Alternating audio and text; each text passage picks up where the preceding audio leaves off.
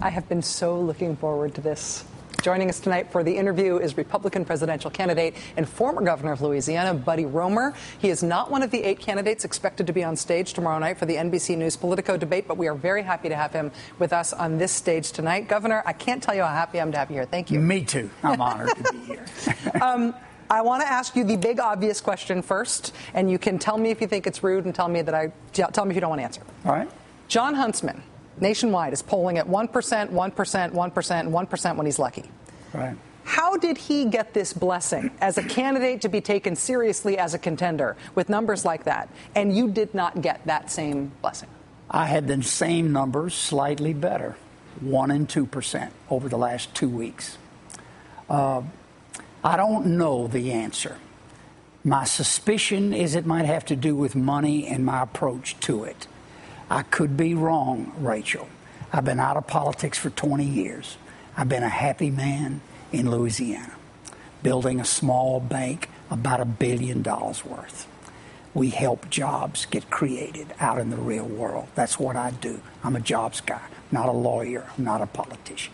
But I'm the only guy running who was a congressman and a governor. And I know this business, and I'm concerned about America, so I entered 4 weeks ago. I have slowly crept up to my 1% and 2%. I will add to that over time, but here's my difference. $100 limit, no PAC money, no super PAC money, and I fully disclose every penny that I collect. I've had all 50 states participate, Guam and Puerto Rico. I don't know what's wrong with those guys, but they're helping me. So I am building. I will get on a debate, Rachel. It will happen. My issues are jobs and the corruptive power of big money in campaigns. Those are my 2 issues. No one else talks about it. No one else cares about it.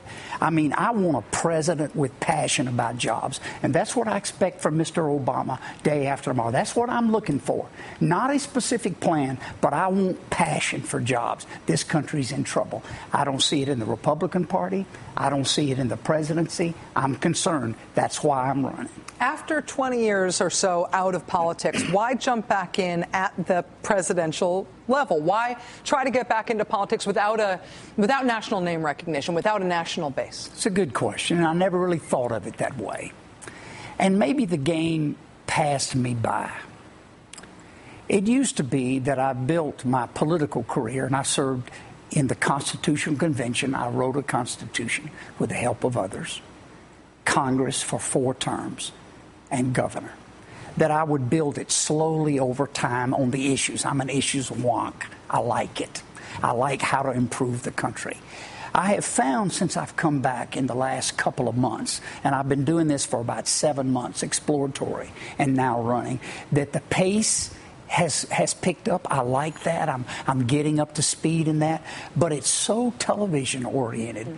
Rachel, I won the governor's race in Louisiana with no PAC money, with a limit. I spent $1 million. The guy that I beat spent $16 million. But I did it with newspaper support. Newspapers were so important then. They're less important now. So I'm learning kind of the new game. And that's why I've slowly begun to build. I'm in New Hampshire. I rest my case in New Hampshire. It's like I'm running for governor there. My limited funds will all be spent there. I mean, if I could get 1 million people to give me $10, I'll spend it in New Hampshire. We'll win the Republican nomination and revolutionize politics in this country. It's all about the money. It's about the big checks and special interests, Rachel, and it's Democrat and Republican. I see no difference. And on the issue of campaign finance, I mean, we have seen a gradual change over the course of a generation until the last couple of years, where that gradual change has actually just gone off a cliff. 5 straight Supreme Court decisions that have just completely dismantled the meager campaign finance laws that we had. Are you, and is anybody structurally incapable of making a campaign finance case at the national level? Because by definition, you can't raise the money to make the case against big money. We'll see. It's a dilemma. I mean, I would have a rule that lobbyists registered with the federal government could not give a check to a candidate. I would have a rule that you'd have a 48-hour reporting period, not 90 or 150 days, Rachel. Let's know where the money's coming from. I would have a rule that PACs could give no more than individuals, whatever that limit is, $1,000, $2,500. I would have a rule that there are no more super PACs. I would have a rule that there would be criminal penalties for violation of these rules. That does not abrogate the close Supreme Court vote, 5-4, that money is speech. As a conservative, I believe money is speech, but you can't yell fire in a crowded theater incorrectly. There can be broad limits, and I think the Supreme Court has said it. Now, one final point. Conservatives like myself have argued for full disclosure, sunlight. Liberals, like yourself, often argue for limits on giving. Right now, we have neither.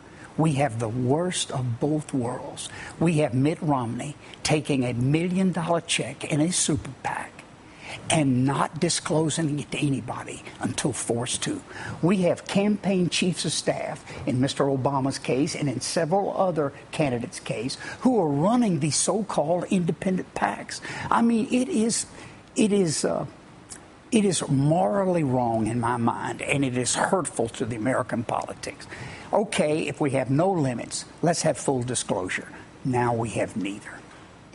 I would say, sir, that whether or not you have a chance at winning the nomination because of the structural constraints you are under, the fact that you are running has you on places like The Daily Show and on this show and around the country talking about this and embarrassing everybody else who will not engage on the subject, and for that I congratulate you. I'm a proud Republican, but I'm a prouder American. And this is about America, Rachel. Something's wrong in our system, and it's special interest money. Unfair trade with China, I'd love to talk about it all day. Now, that's a jobs program the president ought to stand for. He ought to protect American jobs. I'd support him if he did. Nobody else is doing it. Buddy Roemer, Republican presidential candidate, former governor of Louisiana. Sir, will you come back during this campaign? Absolutely. Thank you. It's great to have you here. Thanks, Rach. Good to see you. Thank you. We will be right back.